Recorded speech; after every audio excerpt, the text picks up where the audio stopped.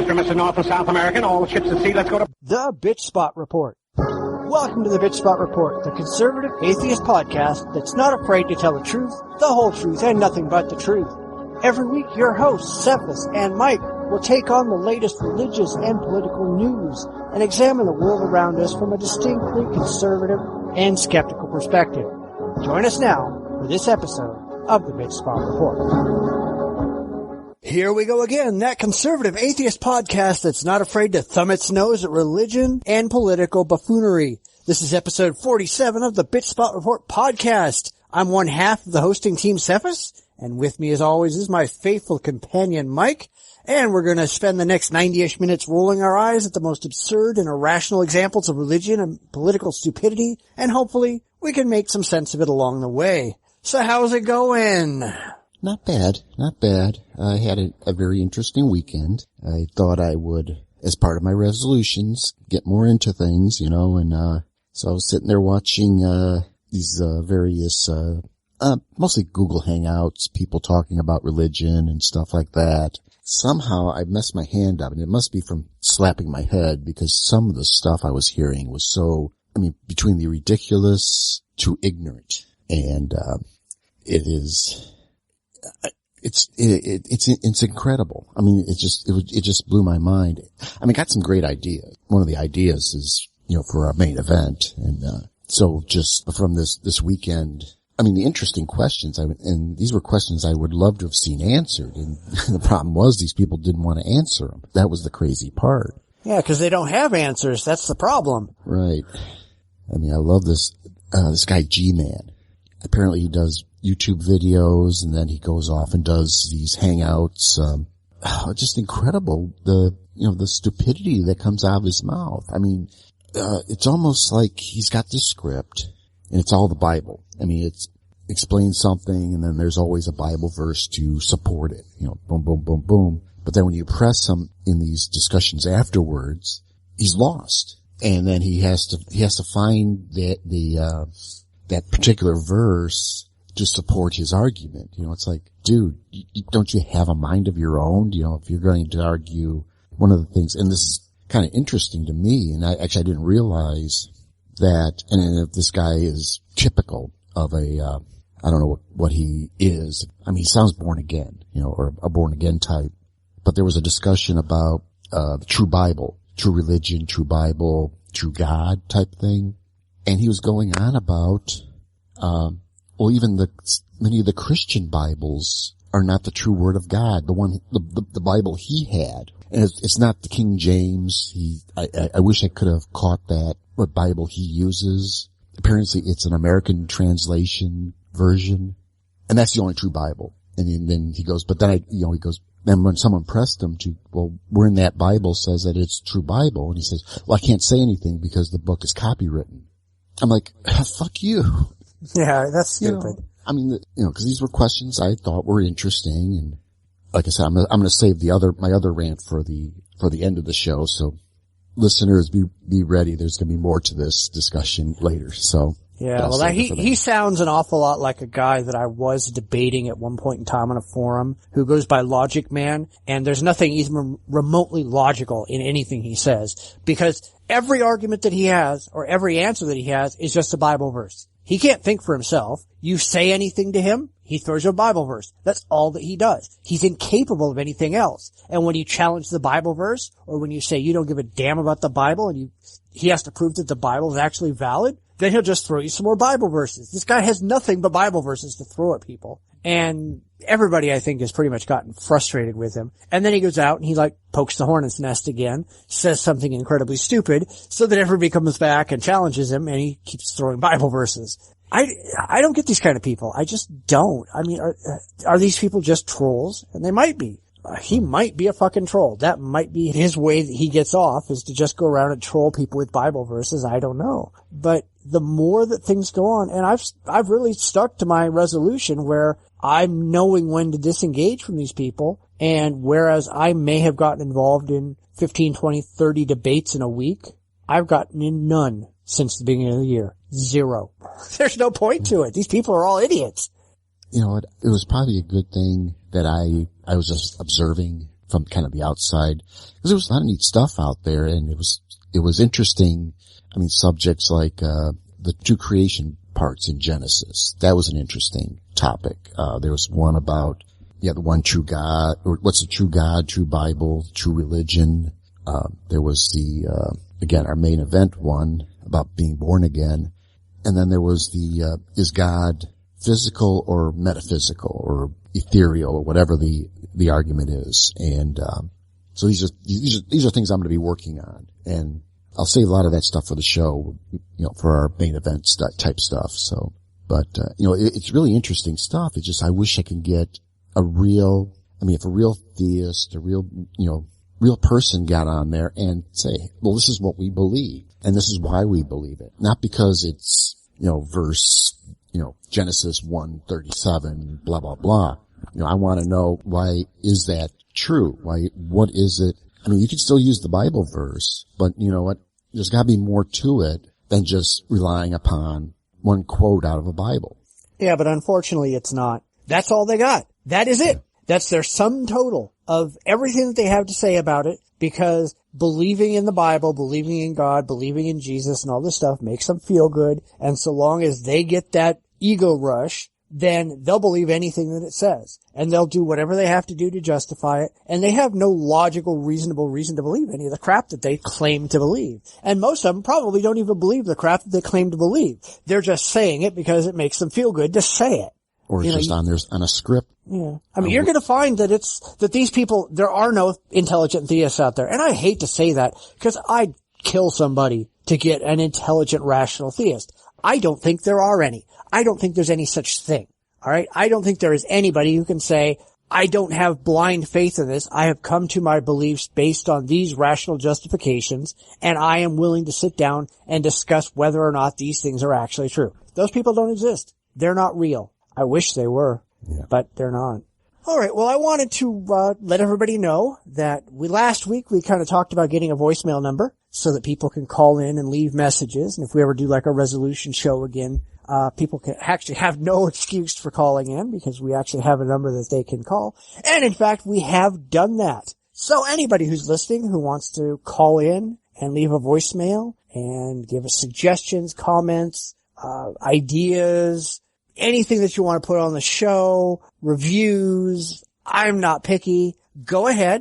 The voicemail number is 1-425-606-5614. And I'll say that again. 1-425-606-5614.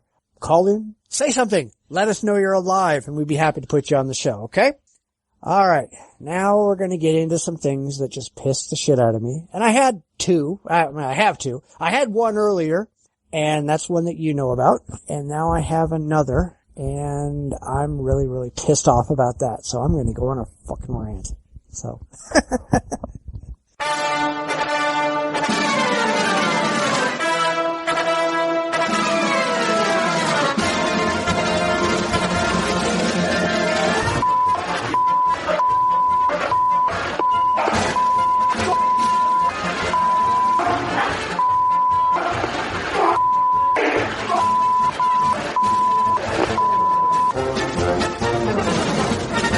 All right. Well, the one you don't know about, this one comes from our wonderful liberal government, specifically the Social Security Administration. When my youngest daughter was born, they sent her a Social Security number, but not her physical card. She never needed it up until now, so we never bothered getting one. We thought it would be an easy thing to get anyway, so, we do have legitimate IDs for, and anybody who ever wanted to know her Social Security number, we just told them the number, and they never needed to see the physical card. But no, of course, the government doesn't make this shit easy. We tried to do this through the mail using the information on their website, and then they called us and said they can't take copies of her ID. They have to see the original ID. Why? Why the hell not? I was talking to them and I said, you're just going to make copies anyway. Why do you need to have the physical originals in your hands? And they said, well, we just have to see them, and that's all there is that. And I'm going, you want people to send their actual driver's licenses to you for weeks and weeks on end? How are they supposed to drive? It's illegal for them to drive without a license in their possession, and you're telling them to do something illegal. Fuck you people. So anyway, it came down to the thing where I had to go down to the Social Security office, and I have one real close to me. You know, I talked to them on the phone. They said that, you know, I could either take in her school ID, and she had to be with me so that they could look at her, because, like, school ID doesn't have a picture on it anyway, so I could take anybody in. There's no way they'd know anything. Or I could take in her insurance card as long as it had her birthday on it, and that was that, and that was okay. So I go down there, I sit around in their fucking office for 45 minutes, waiting for them to actually get through. I mean, seriously, there were 4 people ahead of me, and it took them 45 minutes. That's how efficient this place is. I finally go over there, and they said, nope, even though we told you you didn't have to bring her in, you gotta bring her in. And I'm going, this guy on the phone told me specifically I don't have to do this, told me I could do this, that, and the other. And he comes over, and he's going, nope, I don't care what I told you on the phone. This is the way it is. So I get up, you know, and we're talking about in the office, they've got like rolling video and shit all over the place. And one of the things, you know, one of the announcements they've got is you are not allowed to be rude or condescending or disrespectful to anyone in this office. And if you are, you can be arrested or fined. Fucker, let me tell you the goddamn truth. Have you read the fucking Constitution, which says the government, which you are, cannot control your speech? Fucking free speech, First Amendment, look it up. Yeah, give me a shot. So as I'm getting up and these people are just like chuckling, I told the guy to fuck himself. And he gets really pissed off, goes, what'd you say? What'd you say? I'm gonna have you arrested. Yeah, you give it a fucking shot, you cocksucker. So I just walked out. Holy shit, these people are stupid. And this is your fucking liberal government at work. You know, they fucked up in the first place. They never sent my daughter's social security card on day 1 when they were supposed to. We even called them and said send it, and they were supposed to. And they failed again. And now they're being goddamn cocksuckers. It's not like they're not advertising all over the place that they'll give social security cards to fucking illegal aliens. It's in the damn office. So, and then they're gonna pull some shit about, you know, we have to have her physically standing here. Well, guess what, shitholes? Your office is only open from like 9 to 2 Monday through Friday and closed every other Friday. She's in school all that time. There's not 1 second your office is open when she's not in school. Sorry, I'm not pulling her out of school to deal with your stupid little regulations. Fuck you up the ass. So, I hate the fucking government. I really do. Jesus, I'm tired of these people. I'm glad I don't have to mess with that.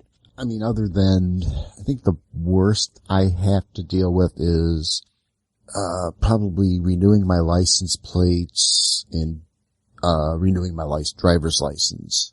And there's a few tricks around that, I guess. I could fortunately license plates, it's fairly quick to get through there. At least the Joliet office is not too bad. It's, you know, doing the license.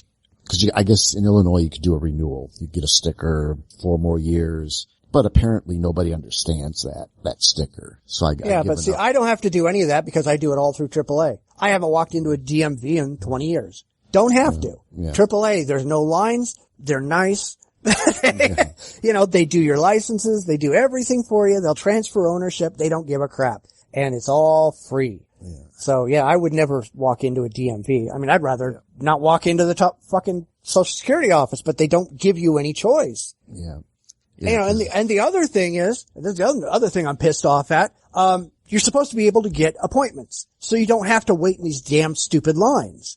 But they give you no opportunity or no way to make an appointment. You call them, they put you on hold, you sit on hold for an hour. Alright, my wife did this for an hour. And then they hung up on her. You call this office, they don't answer their phones. At all. Ever. Any time of the day. They don't answer their phones. How do you make an appointment? It's not available online. And then they go, well, why didn't you make an appointment? Well, why don't you answer your phones, fucktard? Yeah. I don't know. I'm so sick of this goddamn liberal government. I'm so tired of these people and these fucking public sector unions who don't have to fear for their jobs, so they don't have to provide any customer service. And it's the fucking government, so they don't have to compete with anybody, so they don't have to treat anybody nice. They can do what the hell they want, make any rules they want, because you have no choice. You have to go to them. Yeah. Cause like I said, Well, for me to work in some of the refineries, especially around where they have, loading docks, like for ships, I'm required to have a TWIC card, Transportation Worker Identification Card. And that's one where it's through the TSA. It's a Homeland Security thing. I've never had a problem with it. It's so weird. Is it California on top of it? And well, no, these are all federal offices. This isn't state office. Yeah. This is federal. Yeah. I mean, I'm just kind of wondering because, like, again, for the TWIC card, I got to go through a background check. So apparently, check if I'm a terrorist or something like that, and no problems. I show up. It actually takes 2 weeks, 1 week or 2 weeks, because one, you got to go in and apply, tell them, show them all the ID stuff, fill out all the paperwork, tell them that, no, I have no criminal record. I haven't smuggled drugs in the last 10, because that's the questions they ask. Have you been convicted of drug smuggling in the past 10 years or the past, whatever. Those were the type of questions. And then, but they give me a card and, apparently I haven't done anything wrong. So, then it was like you go in and boom, you got to give a thumbprint and all that kind of stuff and, punch in a PIN number. It looks like it's, I want to say it's a private operation, even though it's, a federal program. It probably is. There's a lot of people where they contract out to private contractors. Yeah. So, and it's like in Joliet, it's just this one little office. I mean, it looks like they're sharing with like a exercise equipment sales place. I mean, I walk in, there's all these barbells and bench weights and stuff like that. And you go in the back and then there's the TWIC office and again, it's really quick. I don't think I spend more than an hour. There might be one or two people there, and because it's not a really, I want to say, not a really in high demand, especially in Joliet. There's not a lot of port facilities, but then again, all the refineries that I've worked at, all their employees are required to have these cards, so they can. It's basically so you can walk unescorted in a port facility. I mean, apparently I can walk out on a tarmac and on an airport and not be in trouble too much. Yeah. But, yeah, I mean, this place, it's a little tiny little building. And it's really funny the way they treat people there. Well, not funny, but, absurd. They've got all these bench seats that are facing away from the windows. All right. And, so you cannot actually look and see if anybody's getting up or, if anybody's finishing or whatever. And they've got like 5 or 6 windows available. And so I turned around just to look up and down this, this row of windows. And somebody behind the counter just goes, "Sir, I have to ask you to turn around for security and for privacy purposes." Fucker, you're like 4 feet away from the seats. Everybody in the office can hear every goddamn thing that you say. If you were interested in security, you would have up some kind of security door where people couldn't hear every word you say to every fucking client. Jesus, these people are just mindlessly moronic. Yeah. What the fuck? And I'm desperately trying to find a way to file an actual complaint with the federal government. And so far I can't find one because apparently the only way you can file a complaint against them is for discrimination. You can't file one against these people are assholes. But I'm going to keep trying. I won't give them a thumbprint, but I'll give them a middle fingerprint. I can tell you that much. Definitely. I mean, there's no sense in operating. I mean, I don't know. To me, operating like that, that can't. They don't care. I know they don't care. It's just. They have no reason to care. They are lifetime employees unless they really fuck up horribly. They can't be fired. You cannot fire anybody in that place. And they could probably walk around and tell every person that comes in the door to go fuck themselves. And there are no repercussions for that. They don't have to worry. They've got union contracts. They're not going to get fired. And they'll have to work a couple of years and then they get lifetime retirement benefits. It's absurd. It's no wonder our government is so fucked up. It's just, it's horribly, I don't know. I would rant about this for the entire hour and a half that we go. I want to strangle somebody. Mr. Garcia, if you're listening, cause that's the dick's name, you go shove it up your ass and twist. Fuck you. All right. Well, let's go on to the other thing. Yeah. All right. Now I ran into this a couple days ago. It's a trailer for a new movie called War X2, The War of Ghosts and Spirits. All right. We've put up the trailer on the website so you can go take a look at it. And this is just pissing me off. All right. Now, from what I can tell, and I've only seen this trailer, I haven't gone and looked it up anything else, but it claims that the reason that our men and women in uniform are having problems after coming back from Iraq and Afghanistan isn't because we put them in the middle of a horrible situation that they cannot handle psychologically, but because demons, ghosts, and other assorted boogeymen are infesting their souls and driving them to suicide and other mental problems. Well, fuck these assholes. I mean, seriously, they want everyone to pray over the troops. We don't need anybody to pray over the troops. They don't need woo. They need psychological help. Actually, we need to stop dropping our military personnel into pointless wars where they become emotionally and physically scarred. I mean, that's what causes these problems, not ghosts and goblins. Where do we find these morons? Apparently, I mean, again, we're going to have a story. They can find them in South Africa, but definitely there's just, people just don't, I mean, I don't know. We're talking about, these people just don't, they can't think. They don't want to think for themselves. They want to assume there's demons. I mean, you know, that there really are these boogeymen in the, you know, in the shadows, and they're tormenting our souls and stuff like that.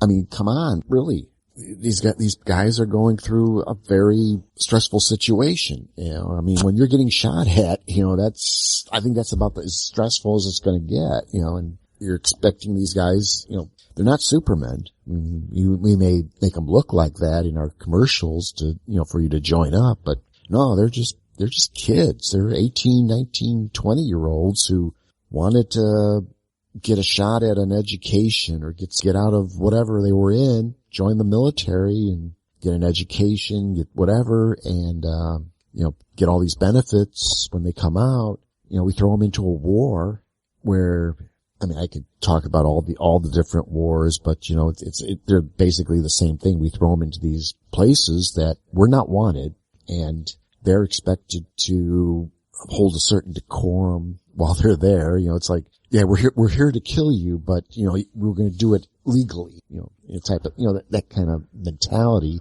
And then, you know, we throw them in these situations, and then we bring them home, and then it's like, okay, you're done. Here's how you re-assimilate to, civilian life. Have at it, you know. And yeah, there's going to be those who have problems, and, you know, then again, a government that won't want to pay for some of the stuff. They want to fund, you know, they're going to say, oh, well, you're not that disabled, or you're not that this, you know, so you can't get these, you know. So, I mean, these are the real problems, but now you got these nutcases who wants to think, oh, but it's not that. You know, these are demons and evil spirits and what have yous. You know, that don't help.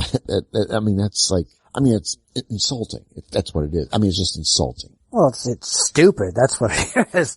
I mean, these are people with overactive imaginations and unresolved fantasy lives who, I don't know. I really don't know. And, I mean, it's bad enough that we have people in the military or who were in the military who are having these problems, all right? I am not one of these people who subscribe to the, you know, American dick-waving brigade, you know, let's invade the world and make them all just like us thing. That's stupid. I think most of the wars that we've been in the last 20 or 30 years have been totally pointless. We should never have done any of them. Our military is way the hell too big. We spend way too much money on it, and I know that doesn't make me sound like a conservative, but that's more of a neocon thing anyway. But then to have these people come back and say, oh, well, you know, it's not that these people, because I'm willing to bet that the people who are doing this are fully invested in having a massive military and a huge military budget and running around the world swinging our big dick. I'm sure they love that, but they don't want to deal with the reality that this screws people up. So they'd rather, you know, create demons and devils and evil spirits and all this other nonsense. Yeah. And what the fuck do you say to these people? What is wrong with them? You know, I'm really getting to the point where whoever it was that came up with the idea that Obama was going to kill 90% of Americans, I'm cool with that if I can pick the 90%. Because all these religious, stupid, neocon fucktards, and a lot of the liberal fucktards, they're the first to go, line their asses up against the wall. Because they're fucking up this country, and they're fucking up this planet, because they're just too goddamn stupid to live. And I don't know how much more to say about that, because I'm just tired of this. Yeah, that ignorance, like the Westboro Baptists, in the homosexual, that their beef with them, and and then that plays into, like the tornadoes in Illinois because we passed, equal rights for gay marriage. It's like, this mentality. These people need to get, grabbed by the shirt, slapped a few times and say, dudes, this isn't the Bronze Age. This isn't the Stone Age. We're living in a modern age. Get with it. Yeah. I mean, I would say these people need lobotomies, but for most of them, I think it's a little bit too late. Or that's probably what you get when you have a lobotomy. I don't know. Yeah. These people have lobotomized themselves and, Jesus, let's just shoot them all and start over. Solve the overpopulation problem by killing all the really stupid people. I'm honestly in favor of that right about now. I'm tired of this. Yeah. All right. Well, why don't we go ahead and get on to the news so we can have more stuff to rant about? Yes.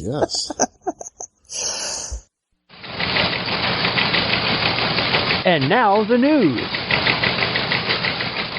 According to a press release by the publisher, in his new work, Perfect Ending, Pastor Robert Jeffress focuses on helping readers understand Bible prophecy and assist them in recognizing prophetic events that, quote, may be taking place in our world and America's government today.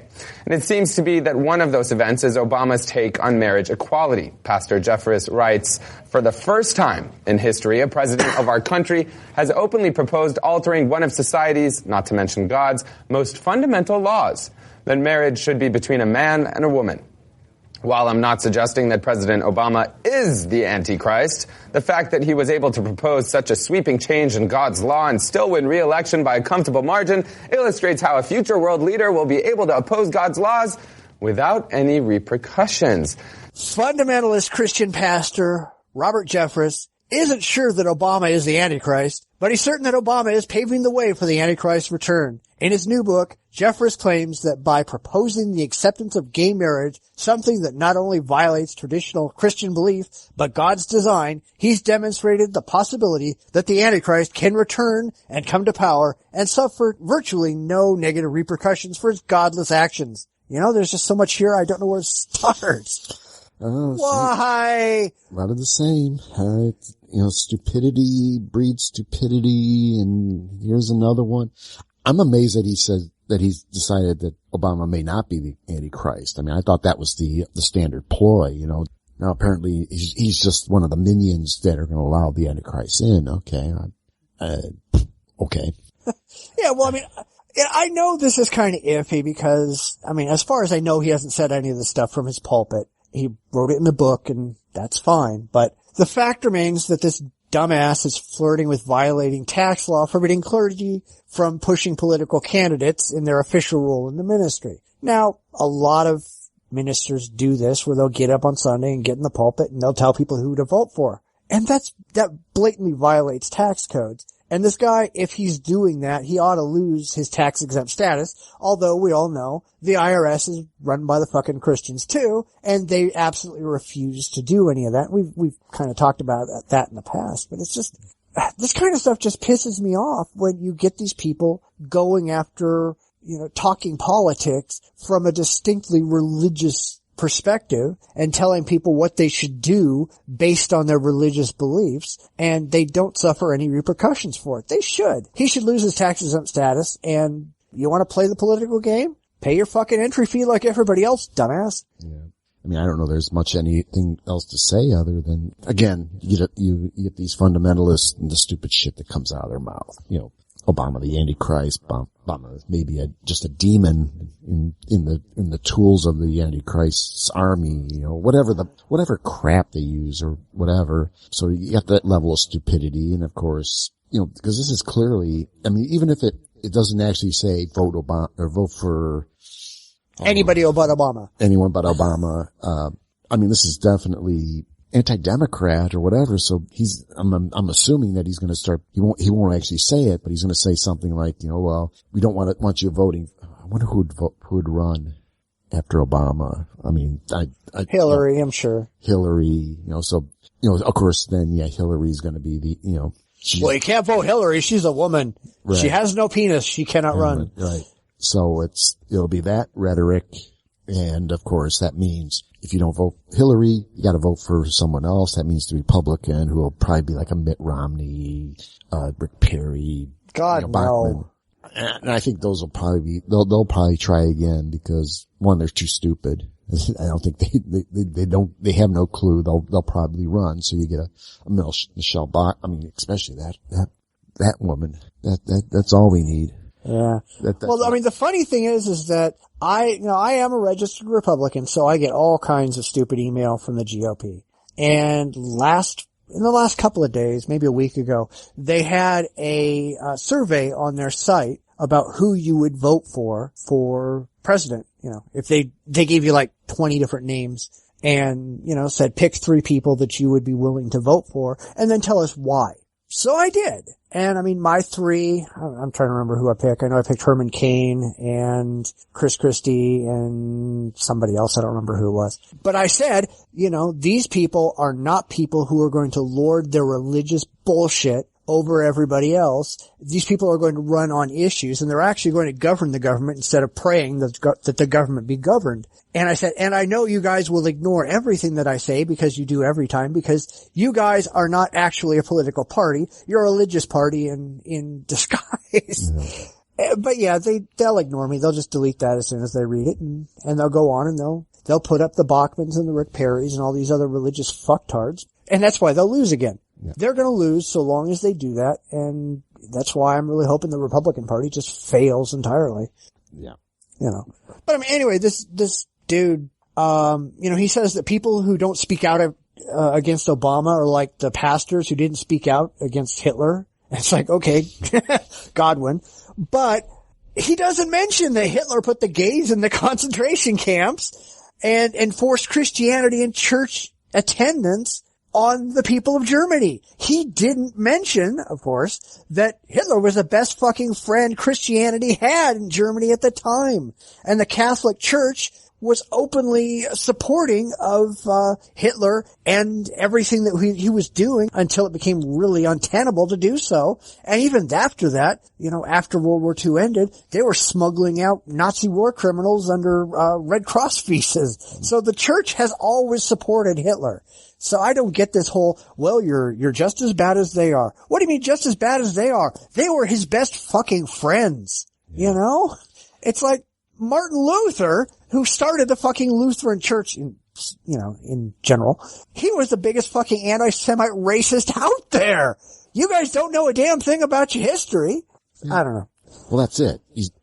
It's that, oh man. I mean, cause that's what really gets me. I mean, what really bugs me, cause they start quoting history, and it's like, did you even open a history book? Like, what the fuck is this stuff? You know, yeah. Like I said, it's just, you know, and it's, unfortunately, there's people who listen and they'll believe, you know, again, it's that you gotta trust your pastors, you got whatever. Why? You know, it's why would you trust these people? Why? I wouldn't, but you know. You know, no, I mean, honestly, I'm thinking because if you had some, and this is just to prove that we're not anti-religion or anti-Christianity or whatever, but if you had some idiot who got up on a soapbox proclaiming that the flying spaghetti monster was coming to save us all, did they think that atheists and rationalists and critical thinkers would go, oh, well, that part's okay? No, they'd say, get your ass off that soapbox, you're a moron. We're not against religion. We're not against Christianity. We're not singling them out. We're not against Islam or any of these different sects. We're against stupid people. And there's way too many damn stupid people out there. Yeah. And as soon as you point out that they're stupid people, they get mad at you and they go, well, you just hate us. No, I don't hate you. You just have these massive problems that you refuse to look at or you refuse to recognize. And there's way the hell too many people doing this crap, and all I can do is just shake my head like constantly. My head doesn't go up and down anymore. It only goes side to side because I see this stuff constantly. Yeah. I don't know what to do. Somebody write in, call in, tell us what to do. Give us advice. We need it. Help. Help. All right. Go ahead and do your story. Okay, my story. Yeah, the Catholic Church embraces the rise in evil and trains exorcists. Okay. Again, please, okay, we get these girls as exorcists.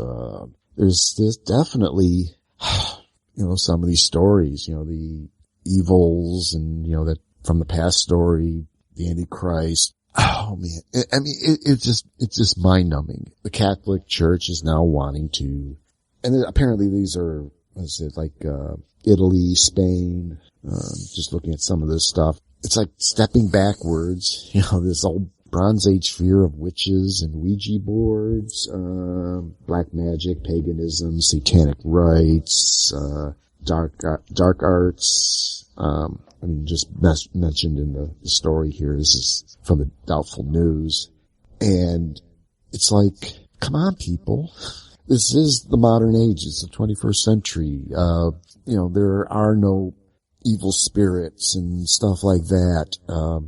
The only evil spirits are in movies. I mean, Hollywood manufactures these things, It's like if you want to get scared by that, watch the old Exorcist or the old, the Omen films, It's all fantasy.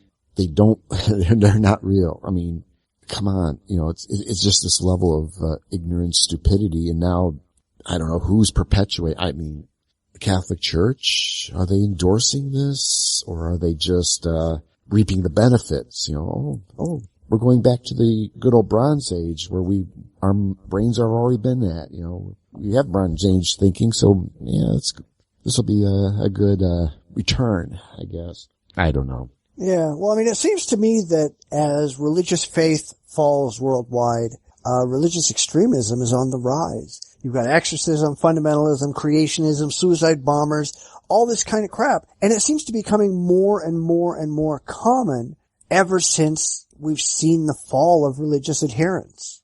I think they're fucking scared. I think they're running scared from the end of their religion, or at least the end of the dominance of their religion. And so they're just throwing out and going after the extremists, the most fundamentalists, the most crazy people, because those are the ones who are most likely to stick with the churches. Yeah. Most people are walking away. Yeah. Well, there's that story we're going to do next week. I won't go too many details, but that's exactly it. I mean, there is a rise in religious violence in the world.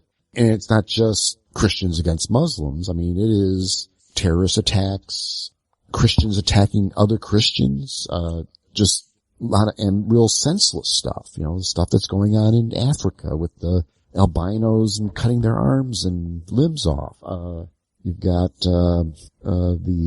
I guess some of the killings, in England. There's been killings in England where Muslim girls are being killed, because of believe that they're witches.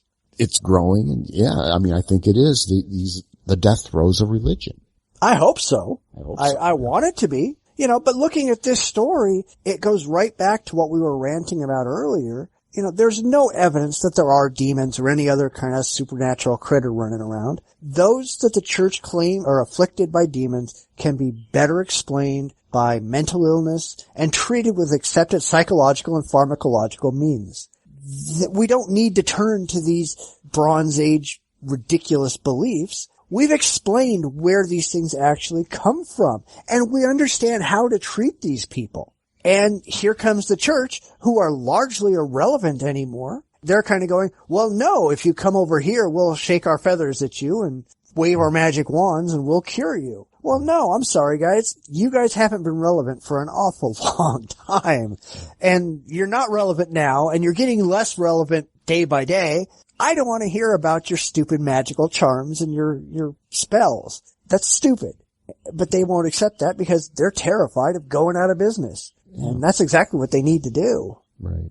Just thinking, well, what would make a religion more in tune to modern times? I can't think of anything. There's nothing that a religion can offer in a day, where we have instant communications, our understanding of physics and chemistry and all the sciences. There's nothing relevant anymore about the church, any of the churches. The only way a church can remain relevant in today's times is to prey upon people like this who believe in spirits, demons, Satan, stuff like that. Because they have nothing else to pin to, I guess, So it's like, Well, no, I think that a church could. All right, a church like we have now? No. A church that relies on the supernatural? No. But certainly there are groups where you could have groups that were more or less social groups that taught people how to deal with their problems, kind of the positive thinking kind of, new agey kind of stuff. I think that there's a place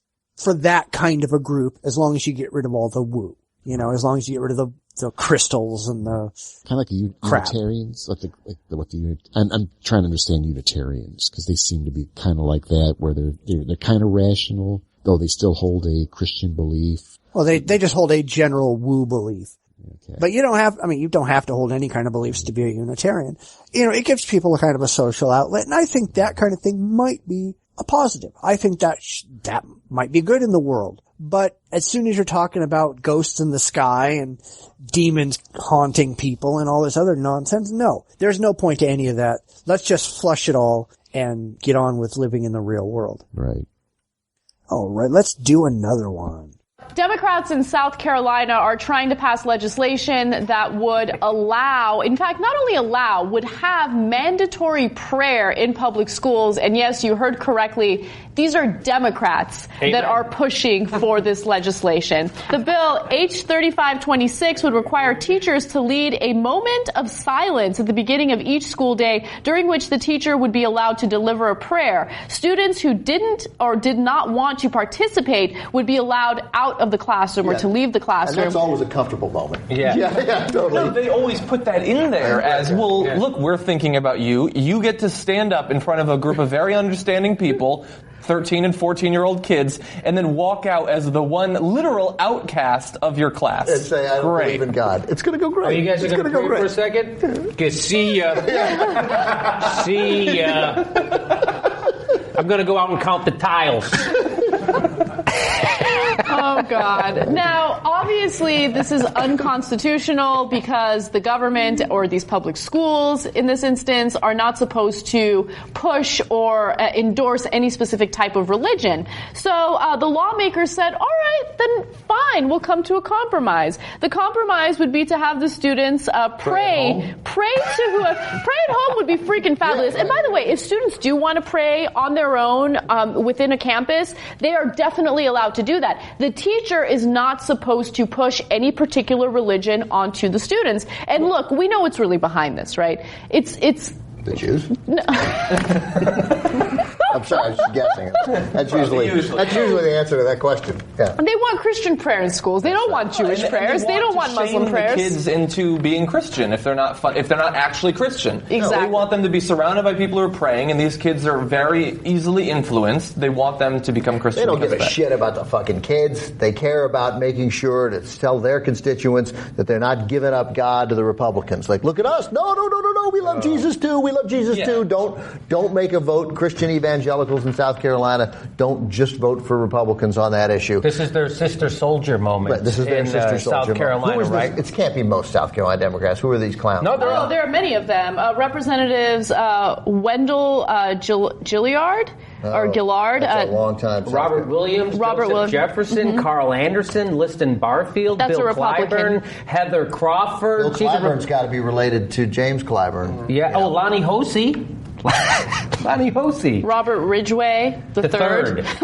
And Don Wells is a Republican. But the majority of these sponsors are Democrats, which really makes me worry. I mean, it kind of shows you this is a perfect example of how far right we've gone in some instances. But I want to talk about the compromise a little bit, right? Because, of course, this is unconstitutional. So one representative says the compromise would be to have the students to pray to whoever they want to. If they want to do away with teachers conducting the prayer, that would be fine with us. The essential part of the bill, the important part, is putting prayer back in school. I have to say, I think you undersold the unconstitutionality a little bit. Yeah. It's not just that you're not supposed to mix, school and religion. It's that specifically prayer in schools has been specifically adjudicated by the Supreme Court. Yeah. And they said that it's unconstitutional. unconstitutional. So this seems very clearly unconstitutional. I'm going to get a little bit, I'm going to run the risk of some degree of racialism here, but these are almost going to be entirely, or many of these are going to be black Democrats.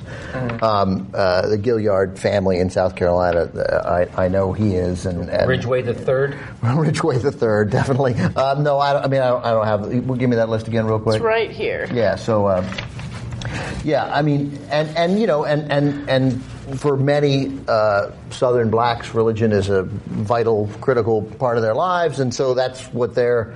But I mean, it's batshit crazy, and they're aligning with the frickin' enemy to do it with the couple of Republican co-sponsors, and the Republicans in South Carolina are never on the right side of any racial issue. Isn't it getting tiresome that we keep wasting our resources and they're wasting their time on something that is so clearly unconstitutional? I'm sure South Carolina has other issues, right? Should be, there's like, why aren't they worrying about if they're going to sing Christmas songs or something? Like, that's what they should be worrying about. Right? Are they going to play Silent Night, or are they going to have to do it without the words? That's what I'm upset about and the things. Yeah. Now, this strikes me as one of those stories about someone who's not entirely clear on the concept. South Carolina Democrat Wendell Gilliard has offered what they claim is a compromise to get around the Supreme Court ruling against school-led prayer. He says that the proposal will not allow teachers or administrators to lead prayer, but that students could do so on school times. The kicker is, he thinks it's non-discriminatory because even atheists could pray if they wanted to. Dude, you can't be that dumb, can you? That was the first thing that came across my mind. They just don't understand what atheists are. I mean, we don't pray. I mean, if a person wants to pray, go off to the side, whatever, homeroom class, one of those that, you can't, knock your socks off kind of thing. But, it's not something the school endorses or encourages. Fine. But you know what? Trying to create a law to bring prayer into schools. Come on, South Carolina. Even a Democrat in South Carolina. Allowing prayer? I mean, there's just so much stuff wrong with this story, it's like, are so screwed up about the story. Everybody getting in on it. Yeah. It's like, and again, don't these people follow court rulings? And they don't care. These are lawyers. These guys have, almost 90%, 90% of our elected officials are basically lawyers. I mean, there's maybe a few scientists and engineers and, I don't know, stuff mixed in, but you know what? Most of these are lawyers. They understand the law. They don't get this bit about bringing prayer into schools and making a law. Oh, they don't care. They don't care because they get paid, even if they take a case to court that has been thrown out 100 times before, they get paid for taking it the 101st time. Oh, yeah. They don't care. And these guys, they get paid. They don't have to pay for this out of their pocket. It's tax money. It's free. And I mean, this guy even argues that they pray every single day in the General Assembly. And what makes that different from school? Okay, you're right. It's not different from school. You shouldn't be praying in the General Assembly. Somebody get the fucking ACLU on this. Stop them from praying in the legislature. You're absolutely right. You should not be doing that. And I don't care about prayer in school. If you want to have prayer around the flagpole in the morning, knock yourself out. Don't care. If you want to pray to yourself in your desk, at your desk anytime you want, go for it. But this dumbass is arguing that he wants to have public prayer in schools, which cuts into the time students can actually spend on learning something useful. And this is fucking South Carolina, which is dead last in the nation in every educational category. They are number 51 in the country, behind everybody, including the District of Columbia. They are the worst state there is. This is why. This is exactly why. You've just described your problem. Because you fucktards would rather pray than learn. Yeah. And trying to explain to them that, what you're doing is fucked up. The insanity. I mean, following the Patriot movement. These are guys that are like, we're gung-ho, Constitution, blah, blah, blah. And it's like, why aren't they out there standing up, dragging their guns to these legislatures? I mean, I'm sure, and this is probably something wouldn't, but there's probably something that these idiots have done that would piss off, something what they believe is unconstitutional. I mean, why aren't these people out there opening fire on these state houses or the Capitol, other than the fact that they may get shot, someone might shoot back at them, a cop with a 22 could scare these guys away, but, everybody's complaining about these things and nobody's out there doing anything about it. If I was in South Carolina and I was kind of crazy, I'm thinking, okay, this is going to be something that's costing me tax dollars. I mean, even if it's not going to help any of the kids out because, you're taking away 15, 20 minutes that they could be learning something. And of course, when the lawsuits hit, my tax dollars are going to be spent to defend against those lawsuits and then eventually get paid out to the victims or whatever the plaintiffs in damages. And it's like, doesn't anyone understand? One of the problems I have with some of the atheists, like there's a guy, I forget the guy's name in Chicago, he sued everybody, every government body he can over something, a religious symbol on a car or he went after a lot of in Skokie, he went after the Star of David on the police cars. I know he did it against the letterhead for the city and brought these, and it didn't really bother me that he was doing that, but I just know that when he does that, he's using up court time, which is tax dollars. He's using up lawyer time. I mean, $100, $200, $300 an hour to prosecute and do all that. And then he wins because he's right. And okay, so then he collects a damage, probably not a lot because the only thing he's after is to get these symbols taken away. So now the city has to not only pay out lawyer fees and the court fees and then maybe a $500 damage fee, to the plaintiff. And then they have to go through and spend a few $1,000s to get rid of, all that old stationery, replace, whatever they got to do. This is all money getting spent that could have been avoided if someone would think ahead and say, what we're doing is going to be challenged. It's probably unconstitutional. Maybe we shouldn't do this. That's my thinking.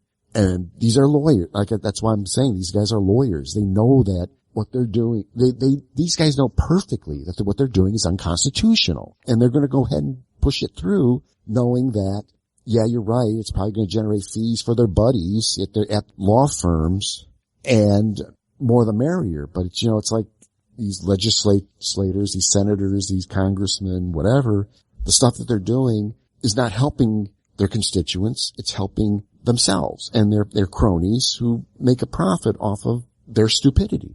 Yeah, but the problem is they don't care. And it's really clear that they don't care for the same reason that we see all of these stupid school boards trying to put creationism in school, even though the Supreme Court has ruled that they can't do it. Because they don't care. They don't care that they're going to go through fights. They don't care that they're going to go to court. They don't care that they're going to lose. They don't care that they're going to lose a ton of money because it's not their money to begin with. Because their constituents want this. And all they're doing is they're pandering to their constituents. And their constituents don't even care that the tax money is being wasted because, to be perfectly honest, there's so much damn waste in government now. Okay, great, we spent $10 million defending this case and we lost. Whatever. What's $10 million in most big cities? Nothing. When you've got a budget of $1 billion, $10 million is nothing. They don't care. $10 million is like paper clips. They don't care. And the people never suffer anyway. The city can't sit down and say, okay, we just blew $100 million on this case and we lost. And therefore, we're going to have to stop running buses on Tuesdays. The city would shit.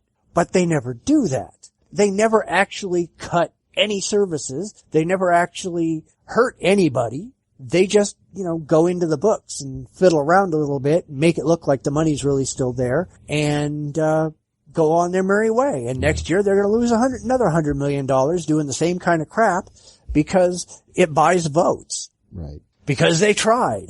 That's where it's a mess. Yeah. Well, I mean, there's that. And this is the way I think is, because I think about this, these cases, I mean, it's costing money. It's my tax dollars. Maybe not directly, but, if it's a state thing, okay, so some of my tax dollars are going to, go toward that.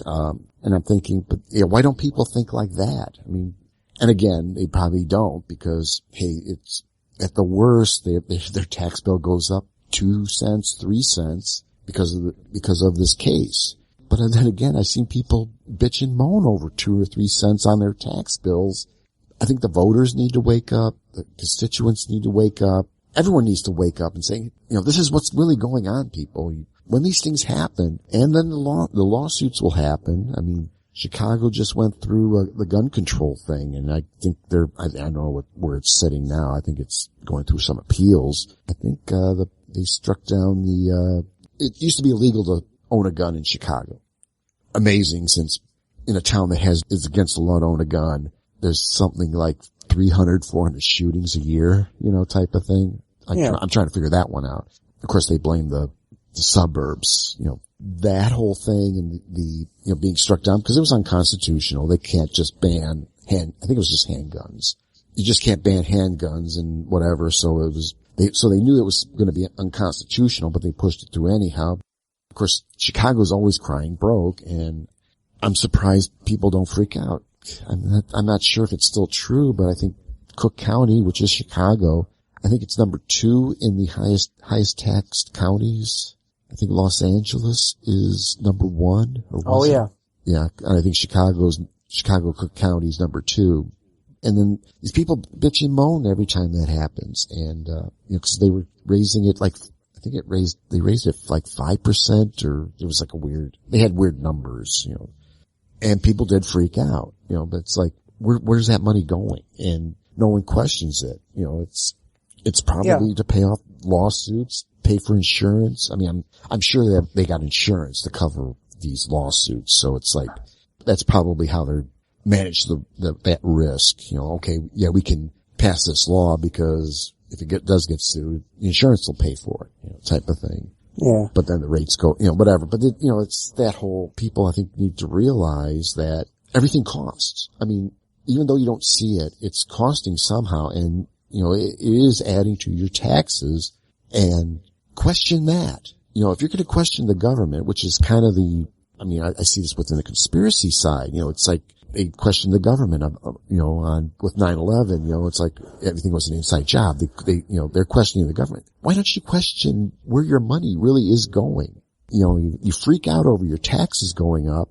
Find out where it really is going. It's public record. You can find out. I have a good idea where the money is going because you always hear about the pork barrel, I'm going out on a rant here, but it's just that it's there. We can find out, look at this. And then, again, in South Carolina, trying to get back to the story here, that's what these guys are doing. I mean, they're screwing the taxpayer over by passing these laws. The people need to realize, hey, I want prayer in schools. Great. But it's going to cost. It's going to cost money to do it. Yeah, exactly. I mean, to be real honest, I'd love to see this, but I think taxpayer money should be required only to go for operational costs, etc. Any of these court cases, anything like that, when that court case finishes, the tax collector ought to knock on every damn person's door and say, guess what? We just had this court case that we lost, and your share of that court case is $50. Pay up right now. You would never see these court cases again.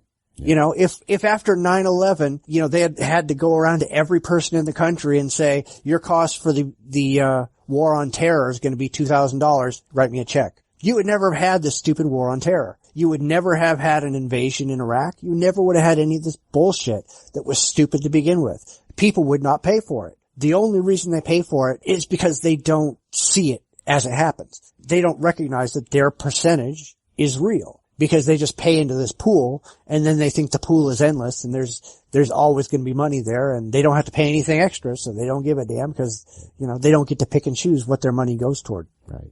So yeah, South Carolina, why don't you go around and charge all your people, $2,000 for this, because that's what it's going to cost you in the end. And see how long that goes on. Yeah. All right, well, let's do the last story. Oh yeah.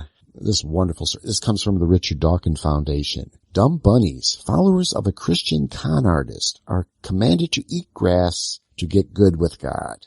Yeah, apparently in South Africa, there's this guy he's called Professor Lesego Daniel, who is apparently convincing his followers to eat grass like sheep. let's see, and this was kind of good too. So according to, there's a report, made his followers eat grass after explaining in a sermon that Jesus had many other disciples other than the 12 listed in the traditional Bible. Apparently also commanded stupid acts to prove the existence of the Almighty. One grass eater, Rosemary Veda, said, "Yes, we eat grass and we're proud of it because it demonstrates that with God's power we can do anything." Yeah, and then a 21-year-old UNSA law student says she has been battling a sore throat for more than a year. She claims that it was healed after Daniel turned me into a sheep and instructed me to eat grass. Yeah, this story is great. Well, first off, that one person who honestly believes the pastor turned him into a sheep. I mean, seriously? I guess if witches can turn you into a newt, anything is possible, but holy shit, you people are dumb. Yeah. This is one of those, I think that's what's contributed to I got something going on with my thumb. Feels like it's sprained. I think it's from hitting my head. When I saw this thing, it's like, oh my God. It's like, what people will believe. And, apparently this guy he's pretty much making up a lot of shit, I guess, the pastor is the shepherd and his flock send him out to graze. That may be the, premise behind that one. It's just incredible what people will do. And when they're, I don't know. This is just so, I don't know. I'd like to think of something funny, it's like, I don't know, trying to think of sheep jokes, but, it just turns sad that these people, they don't think what they do and they're not thinking. This is a law student. That should be somebody, I would hope was someone smart. You would think, again, this is South Africa. I don't know what their requirements for law, to get a law degree or get a law license and all that kind of stuff. But this is certainly, this is the worst of to me, it's the worst of the worst. Yeah, I guess. They believe that with God's power they can do anything, and the best thing they can think of to do is eat grass. Come on. What about handling poisonous serpents and drinking poison? That's in the Bible. It says you can do that. We have a problem with that here. But, of course, tons of people who actually do that, they die every year, and I guess the fact is God's power doesn't work anyway because these idiots are getting sick eating grass. So they've just proven that God isn't real, but they don't recognize that. Yeah. Then you'll get the, you're not doing it right. You're not eating the grass right. You're supposed to be on all fours, or you have to get down to the bottom, whatever that's the proper way to, then they buy into it. It's just this insanity. Yeah. Well, I was looking at some of the commenters, and it's just disturbing to see so many people supporting the charlatan. There was one person who got mad because people are making fun of somebody who's clearly a blessed man of God. Yeah, maybe a man of cud, but that's about it. Yeah. Man, I God my ass. You people are just fucking gullible dumb shits. Clearly. I have no interest in eating grass. Well, we all eat grass all the time. There's a lot of plants out there that really are grasses that we all eat. Right. Wheat is a grass, and we eat a lot of wheat. But, not in this country anymore now that everybody's on their gluten-free crap. But, grazing in the field. There's another thing, they go in the backyard and grazing in the field. Yeah, sorry, that's not grass that works very well, and it's gonna stop you up something fierce. Yeah. Too much fiber is as bad as not enough. Come on, guys. These people are gonna be sitting there grunting for weeks. Yeah, but it's another case of what the fuck is wrong with people. We're not trying to say we're against Christianity or whatever religion this guy is hawking. But Jesus fuck, you people can't be this goddamn dumb. We're anti-stupid, not anti-religion. Yeah. It's just not our fault that religion tends to, in virtually all cases, be stupid. Yes, and definitely it seems to, I don't know, it's the further away you get from, the United States, Europe, whatever, it seems to get stupider and stupider. It's disturbing when, here in the States, and the parents that, they adhere to the faith healing, and their children die from pretty much anything, something treatable, but, because they don't believe in modern medicine, they want to pray over the kid, letting him die. again, it's kind of along the same lines, but it seems like it gets wackier as it gets out into the, in this case, here you got people out in the back in their yard or whatever, wherever they're doing this. And, this picture on the Dawkins site, it looks like there's like 2, maybe 3 people, definitely 2, maybe a third, way in the back, sitting there on all fours eating grass. It's like all rational thought is gone. I can't say anything, and I'd like to say something funny, but I can't because it's the people that are doing, that are being put through this by this guy. I feel sorry for them because they're just, that they're this gullible. They're this, I'd like to think that they're smart, but clearly they're not. But clearly they're not, yeah. I don't know. I don't either. So please, everybody, call in, write in, weigh in on this, and give us some good grass-eating jokes or something. Because this is just sad and stupid. Yeah. All right. Well, let's go ahead and get to the main event so you can talk about all your stuff. Yeah. Okay. This is the main event. So Mike came across a couple of discussions in the past week where Christians were claiming that once a person is born again, it's utterly impossible for them to ever lose their salvation, and therefore, no matter how hard they try, they can't ever become atheists. If they ever do, they of course were never actually believers in the first place. Now I find this just stupid. Yeah. And therefore, why don't you kind of give us your take on this and we'll see where we can go.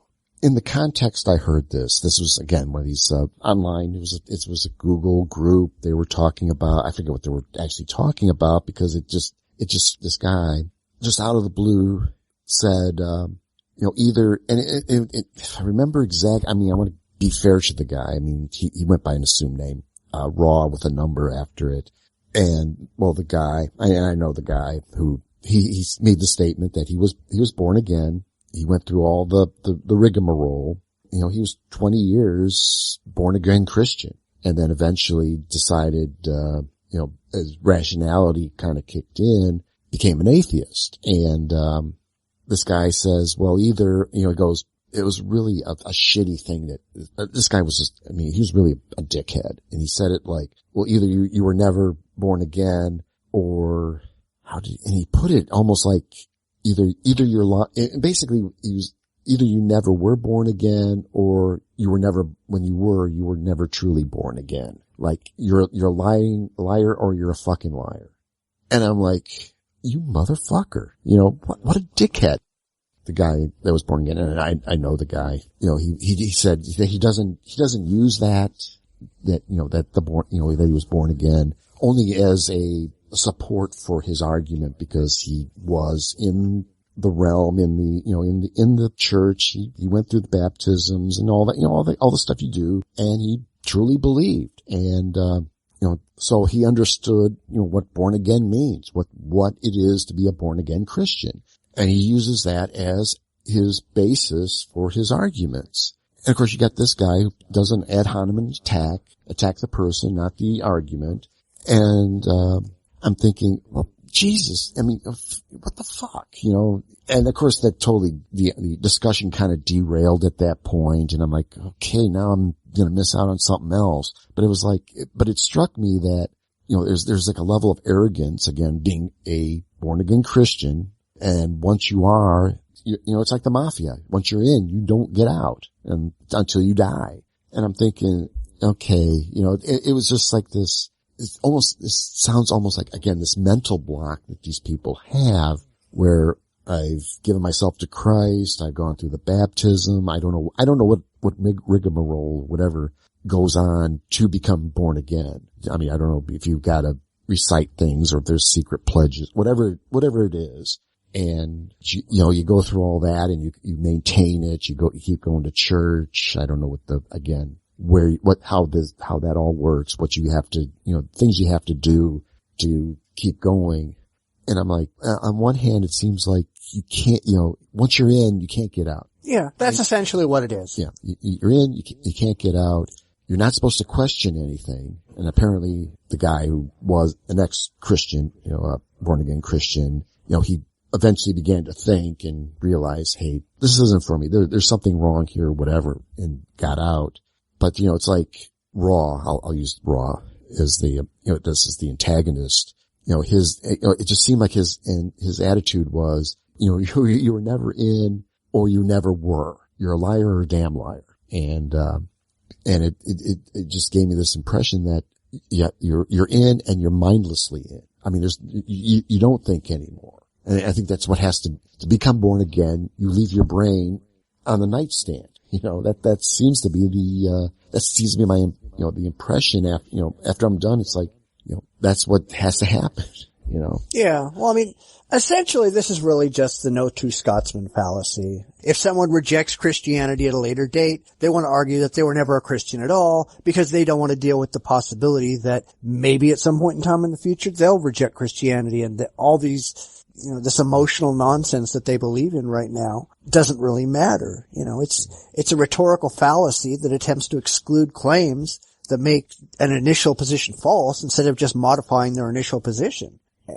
And we point this out all the time. I mean, this is not a new claim. This is nothing that we all haven't run across a million times before. But it's ridiculous. And it's not even biblical. I mean, that's the thing is, if you go and look at this, it's not biblical. There's no way to really justify any of this crap out of the Bible. Now, I can go into where they think they've got it. I mean, John 3:15 says that whoever believes in Jesus Christ will have eternal life. And so they argue, well, if you ever stop believing, then it's not eternal life. Therefore, you could never have had it to begin with. Well, that's, okay. And there's a number of different passages like that I can do, and I'll probably put those in the show notes for people to look at. But by the same token, you can go back and look at the Bible and find like 1 Corinthians 2:11 that says, for who knows a person's thoughts except their own spirit within them, in the same way no one knows the thoughts of God except the Spirit of God, which essentially means, and there's other passages we can point to too, that nobody knows if someone is saved except God.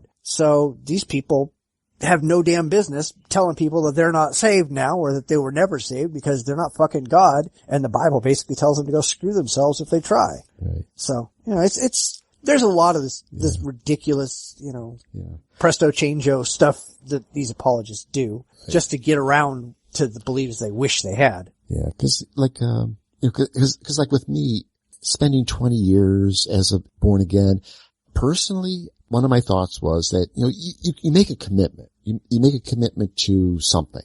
I make a commitment to understanding history. I mean, these are, my hobbies and stuff like that where I want to understand the ins and outs of certain historical events. And I dedicate, and just off the top of my head, I think I spent maybe 40 years poking around in the Civil War, World War II, and just trying to, read what I can, read articles, listen to people talk, whatever. I want to understand this thing, and I dedicate a lot of effort, a lot of interest in these subjects for 40 years. And to have someone turn around and say, well, that 40 years was totally bupkis because you got everything wrong. It's like, no, I made the commitment.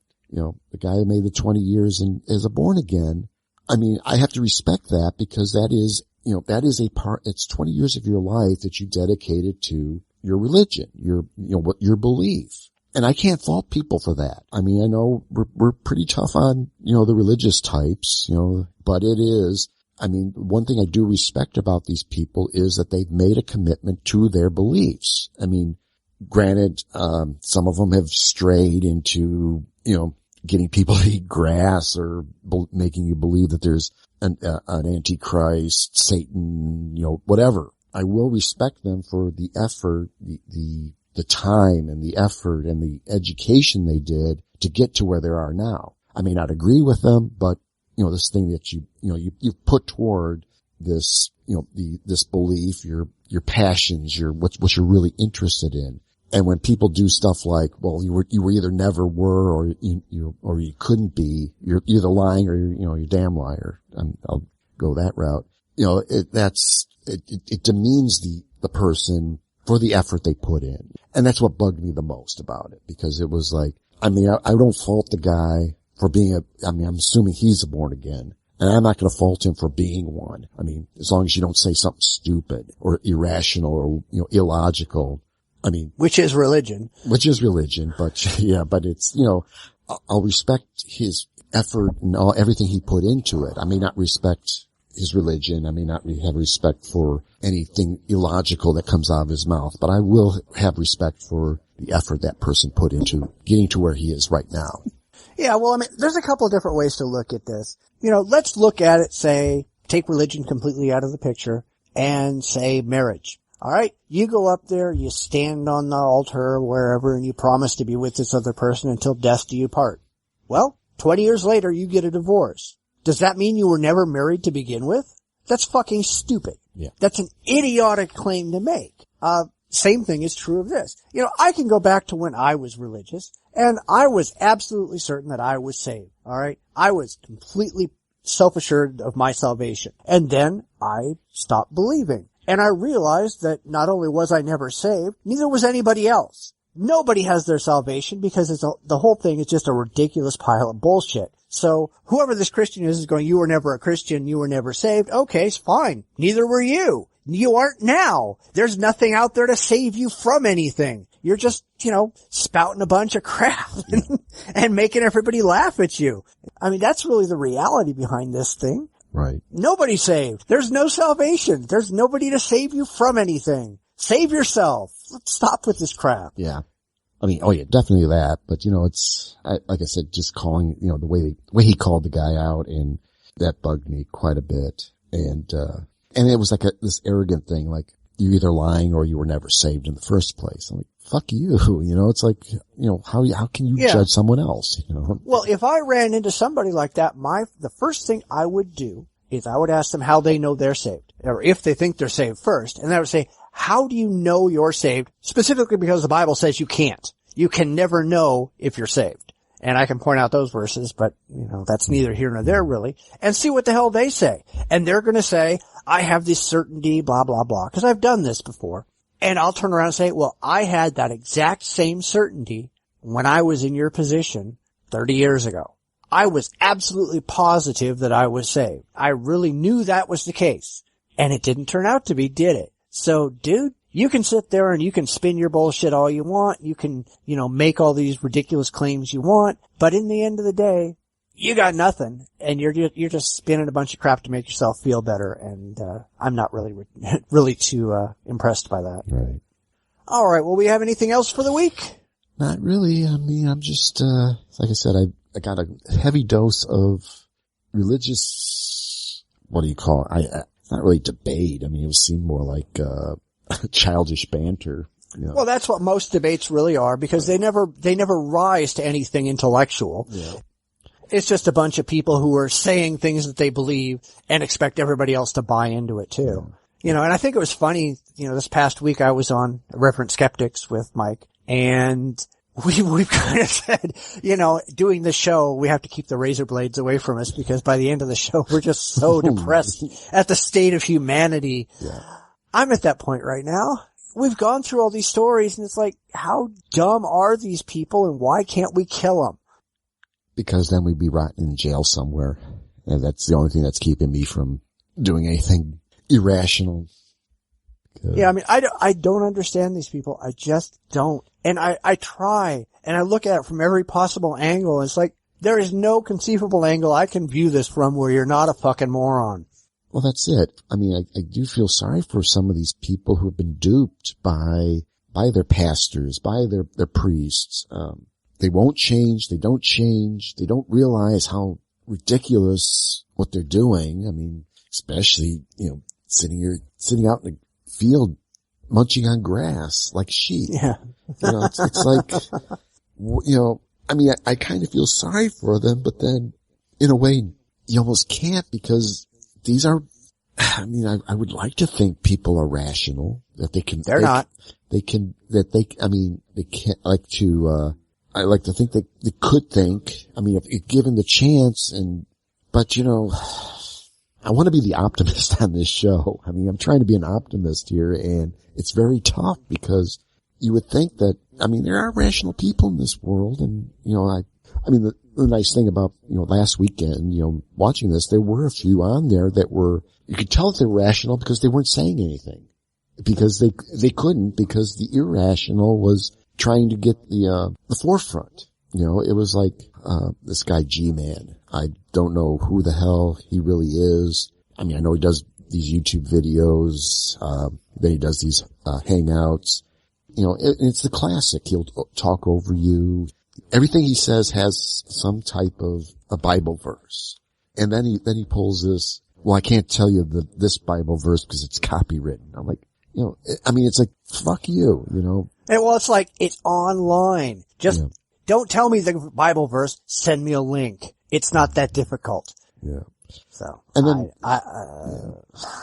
and actually, I mean, when I was talking earlier about the multiple Bibles and stuff like that, there's a neat website that they have all the verses and the versions in each Bible kind of listed right there. I'm digging it because I started plowing through Genesis because I really like to do a main event on Genesis, the creation stories, both creation stories. But I even gone as far as getting into Noah and, but actually looking at being able to see all the different variations from cause I think it lists let's see, there's what is it? I know it has the King James. What is it? Should have wrote them down here. There's was it the New International Version? Is it I just got it. NLT? New, I don't know what that is, but some of these, but there's like 20 or 30 Bibles, you know, all different, written I mean, it's the same, kind of says the same thing, but, you know, different, I mean, there's like the American translations and the new translations, and then even going through this new international, NIV. Yeah, New International Version. New International Version. Just my notes here. Was it, Genesis 8:4? In the New International Version, this is how many days, or the length of the flood.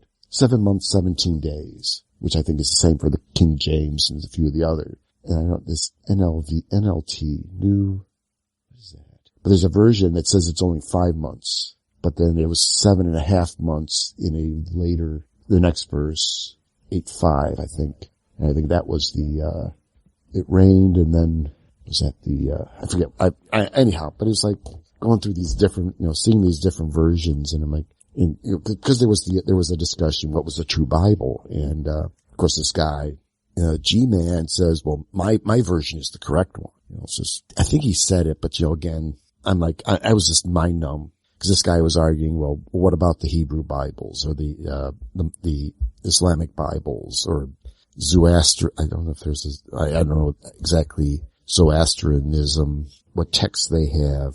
Buddhism has texts, but it wasn't, I also I got one of these great courses from Audible on the origins of religion. So I'm working it, man. This is going to be my year for this show. I mean, there's like 20 some lectures from the very beginning. I mean, it's really cool. It's actually a great, maybe I get a link because it's, from the very beginning, and the archaeological evidence from 40,000 years ago in Neanderthals' ceremonial burials up to the current revealed religions: Zoroastrianism, Buddhism, Judaism, Christianity, and Islam.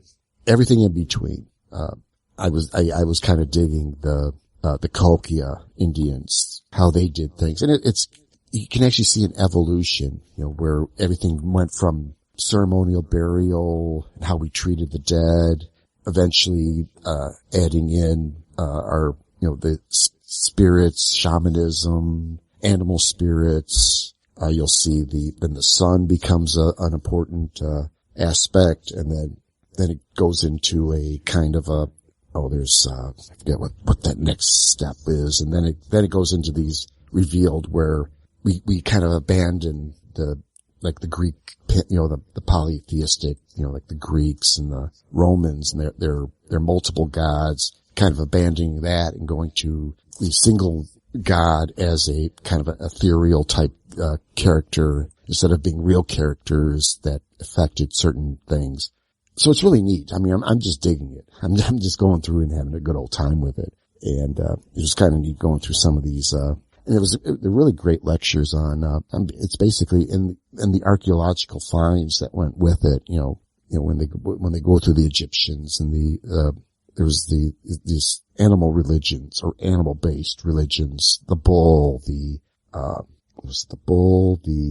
dove, and I forget what the other one was. There's like 3 animals that make a major impact in religion and has been a common symbol. And we actually kind of still see some of that stuff even today with, the dove and, with the Noah story, the dove and the olive branch thing. But the dove has also been very popular in even earlier religions. So even trying to argue that, Christianity is the one true religion, it's all based on a lot of stuff that has happened even 1,000 years before Christ even walked the earth, if he really did, So it's really neat stuff, and I'm really digging it. Yeah, well, unfortunately, and this is kind of the problem with theists, is that you and I are willing to go through all of this background information on where religion comes from because we actually care about what is true in reality. And unfortunately, they're not willing to go through any of that. They don't care about where religion came from. They don't care about the facts. They don't care about reality. They just care about whatever convenient, emotionally satisfying beliefs they happen to have. And so when you bring up any of this stuff to a theist, they're going to call you a heretic and they're going to call you names and they're going to tell you it doesn't matter because the only thing that matters is that their beliefs are true, which is just stupid. Right. Oh yeah. But at least ways, I know I'll have the mental high ground at least. Yeah, well, it's really hard to have a mental low ground around the religious. True, but it's, it's a comforting feeling to know that even if one of them did get smart, you're still going to have the high ground. Yeah. All right, well, I think we should go ahead and close up shop for the week. Yeah, let's close up shop for the week. All right, and there we went again. The show is over. Before you get too choked up, remember we'll be back in 7 short days with more face-palming irrationality, of which there is way too much. Please give us a call on our new voicemail at 1-425-606-5614. Follow us on Facebook, Google+, Twitter, Stitcher Radio, and iTunes. Check out the show notes on our website. You really have no excuse not to interact with us, so go do it right now. So, until next week, think. It's the one thing that separates us from the religious. Adios, everybody. Later. You've been listening to the Bitchspot Report podcast with your hosts, Cephas and Mike. You can follow us on Twitter respectively at Bitchspot1 or at JDRipper1962. Please visit our website at report.jdragononline.com. We're on Facebook at facebook.com/TheBspotReport. We're also on Google+, iTunes, and YouTube. Those links are on our website. We'd love to hear from you. You can reach us via email at report@jdragononline.com. Comments, ideas, and suggestions are always welcome. We'll be back next week with another fun and fact-filled episode. Please tune in again.